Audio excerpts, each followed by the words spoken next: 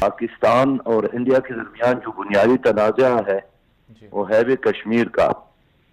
इसके अलावा और कोई मसला नहीं है। और अफसोस यह है कि एक नहीं 23 करारदादे अक़वाम मुत्तहिदा ने पास किए हैं, हम्म। लेकिन उस पर अक़वाम मुत्तहिदा ने उसी तरह अमल नहीं करवाया जिस तरह कार्रवाई अक़वाम मुत्तहिदा ने मशरक़ तैमूर के हवाले से की, हम्म।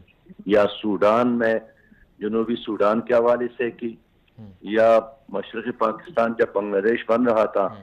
तो उसके हवाले से की। इसका मतलब यह है कि यूएनओ का जो निज़ाम है वो मुसलमानों के लिए कुछ है और दूसरे लोगों के लिए कुछ है। हम्म। हाल यह है कि इंडिया ने 1948 में भी हम पर हमला किया था, 1965 में भी हम्म। हम पर हमला किया था, मशरक़ पाकिस्तान की जुदाई में भी इंडिया का हाथ है, कारगिल के हम्म। दौरान भी हम पर हमला किया था।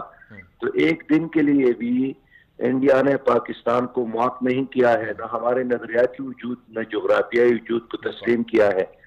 लेकिन हमारे हुक्मरान हमेशा हमारी कौम को यही समझाते रहे कि हम हम्म। एक छोटा मुल्क है, वो बहुत बड़ी हुकूमत है, बड़ी रियासत है। हम्म। लेकिन अब एक बार फिर पुलवामा के वाक़े के बाद हम्म। इंडिया ने हम पर हमला किया है और इंडिया ने पाकिस्तान को कमज़ोर करने की कोशिश की है, हम्म। एक माशी लिहाज से भी और सारी दुनिया में लॉबिंग के लिहाज से भी, अफगानिस्तान में भी, हर जगह जहां भी उनका बस बिल्कुल। चला है उन्होंने दुनिया को, लॉबी को, मीडिया को, मईशियत को और आखिर यह कि अपनी एयरफोर्स को हमारे खिलाफ इस्तेमाल किया है।